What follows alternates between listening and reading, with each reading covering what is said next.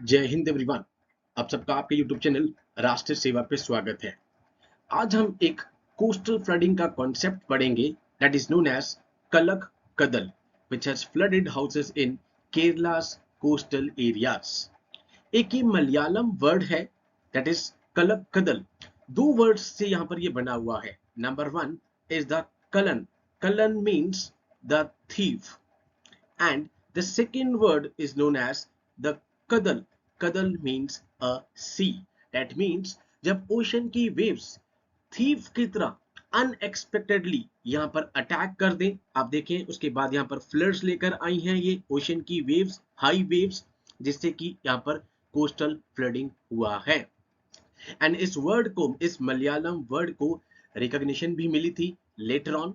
And 25 मार्च को already एक warning थी कि अटलांटिक ओशन में, साउथ अटलांटिक ओशन में यहाँ पर लो प्रेशर बन चुका है यहाँ पे। इसीलिए कनक कदल का लोकल विंड से लेना देना नहीं है। बहुत डिस्टेंट पे दूर आप देख रहे हैं कि कहां पर इंडियन ओशन है और यहां पर है हमारे पास साउथ अटलांटिक ओशन।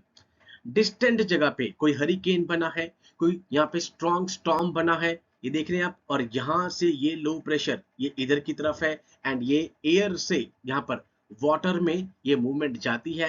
एंड यहाँ पर जो ये कोस्ट है यहाँ पे, ये क्या होता है, ओशन की हाई वेव्स यहाँ पर कोस्टल फ्लडिंग लेकर आती हैं। दैट इज नोन एज कलक कदल। एक मलयालम वर्ड है, दोबारा से बता रहा हूं। Kallan means thief and kadal means sea. जब हम देखते हैं कि ओशन की हाई वेव्स जो है यहाँ पर कोस्टल फ्लडिंग यहाँ पे कॉज करती हैं। कैसे ये सुनामी से डिफरेंट है ये भी हम डिस्कस करेंगे। Done. Such flooding events are known as swell surge. Ocean swell या फिर स्वेल सर्ज बोलते हैं इसको, और मलयालम लैंग्वेज में कलक कदल इसको बोला जाता है। सबसे इंपॉर्टेंट फैक्ट, इसका लोकल विंड से कुछ भी लेना देना नहीं है। प्री मॉनसून अप्रैल से मई के बीच में ये होती है यहाँ पे। एंड इसका मेन रीजन क्या है, ओशन की जो ये हाई वेव्स है इसने यहाँ पर अटैक कर दिया।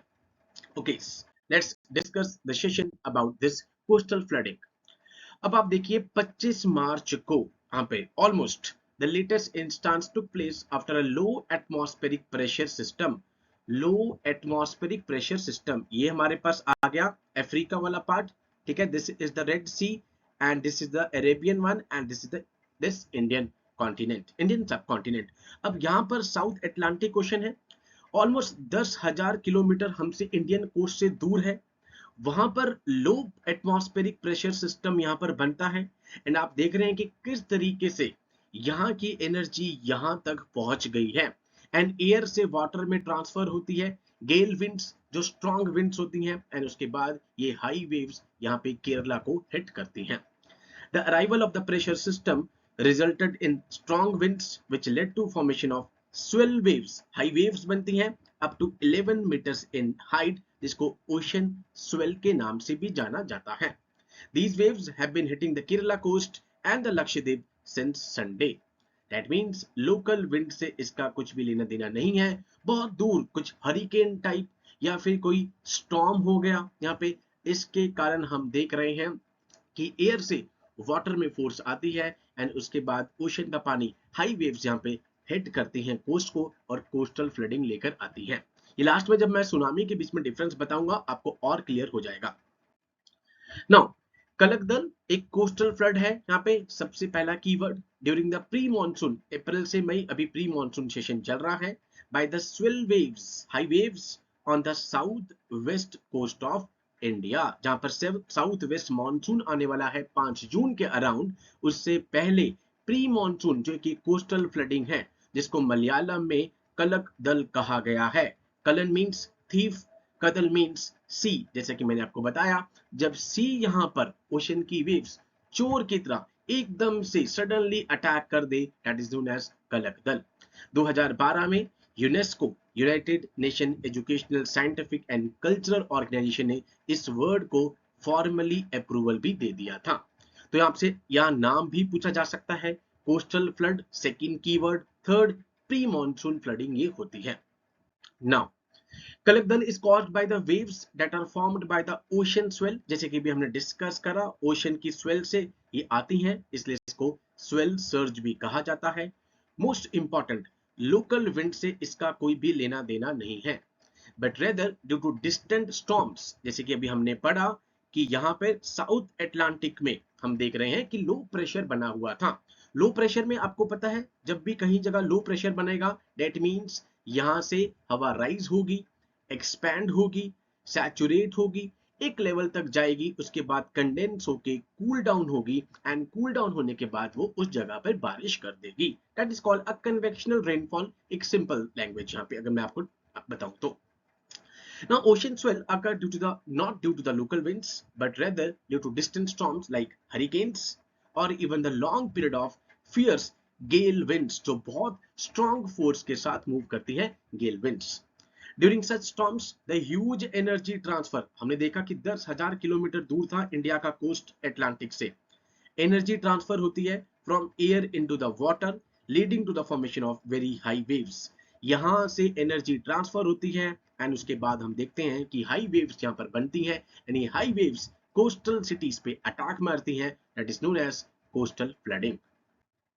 Such waves can travel thousands of kilometers from storm center until they strike shore। ठीक है, अब वो कहां से, साउथ अटलांटिक से ऑलमोस्ट 10,000 किलोमीटर इधर तक ये मूव करके आ गई हैं। बहुत ही शानदार फिनोमिना क्लाइमेटोलॉजी का। Usually kallakkadal is a consequence of strong winds in the southern part of the Indian Ocean. Indian Ocean के सदर्न पार्ट में जब स्ट्रॉन्ग विंड्स आती हैं उसके कारण ये स्वेल आता है, where an ocean swell is generated and the waves then travel north to reach the coast in 2 to 3 days। यहाँ पे जब भी सदर्न ओशन यहाँ पे स्ट्रॉन्ग विंड्स होंगी तब हम देखते हैं कि ओशन स्वेल होता है, विंड्स ऊपर की तरफ आती हैं एंड यहाँ पर केरला की कोस्ट पे हिट करती हैं। कलकदल अकर विदाउट प्रिकर्सर्स और any kind of local wind activity, because local wind activity का कोई लेना देना नहीं है। आपसे 1 2 3 स्टेटमेंट वाले क्वेश्चन में पूछा जा सकता है that it is caused by the local winds, absolutely wrong। Hence it has been difficult for the coastal population to get an advance warning। advance warning मिलनी भी यहाँ पर बहुत मुश्किल है, बट 2020 में हमने एक अर्ली वार्निंग सिस्टम लेकर आए थे, स्वेल सर्ज फॉरकास्ट सिस्टम, जिसको Indian National Centre for Ocean Information Services INCOIS 2020 में लॉन्च किया गया था, जो कि 7 दिन पहले वार्निंग दे सकता है। इस वाले केस में भी यहाँ बताया गया था कि ऑलमोस्ट 25 मार्च को साउथ अटलांटिक ओशन, जो कि इंडियन कोस्ट से 10,000 किलोमीटर दूर था, कि वहां पर लो एटमॉस्फेरिक सर्कुलेशन स्टार्ट हो गई है एंड वो लंबा डिस्टेंस कवर कर सकती हैं। इसलिए हमने देखा कि एयर से वाटर में यहाँ पर एनर्जी ट्रांसफर होती है एंड ओशन में यहाँ पर हाई वेव्स क्रिएट होती हैं। तो ये था पूरा फॉर्मूला कोस्टल फ्लडिंग या कलक दल का। अब ये किस तरीके से सुनामी से डिफरेंट है, देखिए अभी ताइवान में अर्थक्वेक आया है, अगर अर्थक्वेक पानी के अंदर आता है that is called a tsunami. अगर वाटर बॉडी के अंदर अर्थक्वेक आ रहा है ऑलमोस्ट 7.5 रिक्टर स्केल से ऊपर अर्थक्वेक आता है तब हमें सुनामी देखने को मिलती है। कलकदल is caused by the strong winds while tsunamis are caused by the earthquakes। Tsunami have a small wave height of शोर, छोटी हाइट होगी। यहाँ पर आप देख रहे हैं लॉन्ग वेव्स आई थी यहाँ पे ओशन स्वेल जो कलकदल में आई हैं, while ocean waves have wavelength of 30 to 40 meters, tsunami have a very long wavelength of 100 of kilometer long। I hope this is clear। Okay, what is the forecast? The swell surge is likely to continue impacting Kerala and western coast। western coast को लगातार यहाँ पर ये hit करता रहेगा before they gradually weaken, जब तक कमजोर नहीं होता लगातार हिट करता रहेगा। इनक्वाइस उन्होंने यहाँ पे वार्निंग दी है कि जो हाई वेव्स हैं वो तमिलनाडु को भी यहाँ पे ट्यूसडे नाइट तक हिट कर सकती हैं। It has alerted people in the coastal areas vulnerable to sea erosion to take precautionary steps and ensure the safety of fishing vessel. पहले ही वार्निंग यहाँ पे चली गई है कि आपको प्रिकॉशंस ले लेनी है। केरला लक्षद्वीप को तो ऑलरेडी हिट कर दिया है, ऑल्दो हम इस सेशन को थोड़ा सा डिले में यहाँ पे बनाया है एंड ये कहा गया है कि ट्यूसडे तक यहाँ पे ये तमिलनाडु को भी हिट कर जाएगा। तो आप देख रहे हैं कि किस तरीके से यहाँ पर कोस्टल फ्लडिंग जो कि प्री मॉनसून है, इंपॉर्टेंट कीवर्ड आपके लिए, ठीक है, एंड किस तरीके से ये सुनामी से अलग है। ये मलयालम वर्ड आपको याद रखना है कि थीफ की तरह जब ओशन वेव्स एकदम से कोस्टल सिटी पे अटैक कर देंगी देन उस कोस्टल फ्लडिंग या कलकदल। ऐसी और यूजफुल इंफॉर्मेशन देखने के लिए आप हमारे चैनल को देखते रहिए। जय हिंद टू ऑल, टेक केयर।